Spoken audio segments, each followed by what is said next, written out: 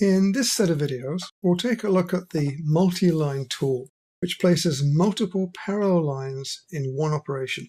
This is a very efficient method of placing wall lines, duct runs, pipe runs, roadways, sidewalks, etc. in a similar fashion to placing regular single lines. Multi-lines are easily customized, and there's a wide range of editing tools for the lines and their junctions. Now, multi-lines are placed with the Place Multi-Line tool on the linear toolbox, which is right here. There's the Place Multi-Line tool. You can have up to 16 lines in a multi-line definition, and each line can have its own set of attributes. Having placed the multi-line, you can clean up line junctions, cut out portions of individual lines or of the entire multi-line, and edit the end caps of the lines. You'll find this a very useful set of tools. The best way to understand what multi-lines are is to place some in your design. We have the multi-line tool running, so let's take a look at the tool settings window first. Right now we have no styles set, and of course you can save styles in the same way that you can save text styles and dimension styles.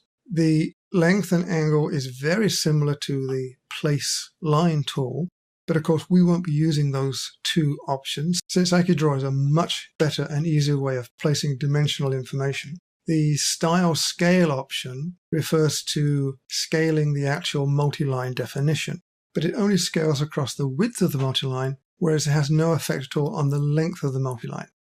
The Place By option gives you 4 different methods of actually placing the line.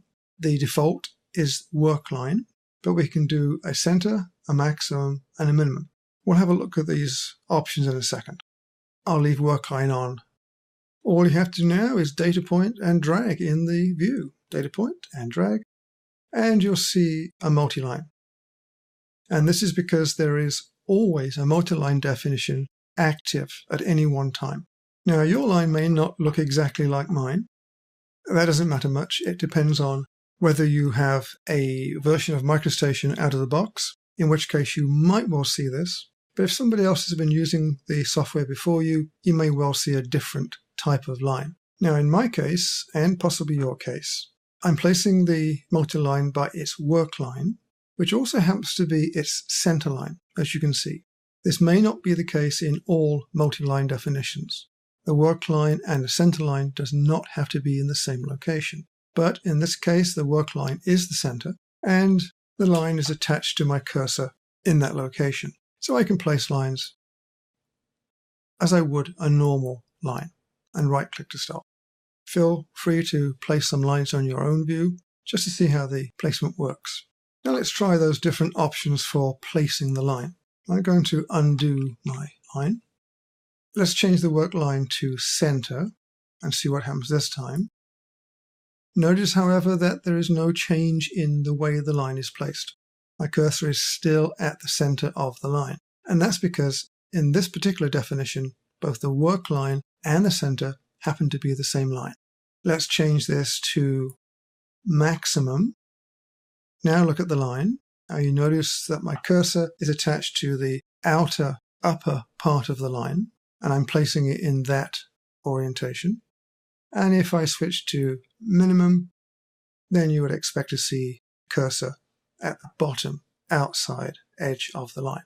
So that's the difference between the placement methods, and you choose the one which makes the most sense in regards to the work that you're doing. Again, feel free to place lines on your drawing. Now we have a couple of other items on the tool settings window.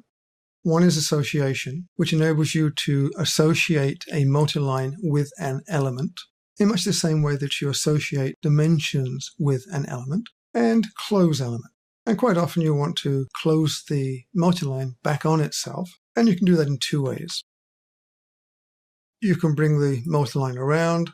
I'm going to hit enter, find the end, bring it down, and I can snap to the line here if I wish.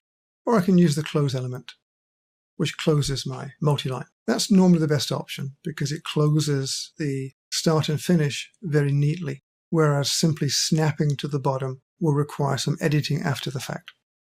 Please keep in mind that Snapping back or closing the element as I just did does not create a closed element, even though the starting and ending point has been healed. So again, feel free to experiment a little bit. And in the next video, we'll start an exercise, which will run for several videos, and we'll draw a reasonable size building using multi-lines. In fact, it will be helpful if you opened a file in your working files folder called multiline.pdf. Therein you'll see the details and dimensions for a small office building that we're going to work with in the next video.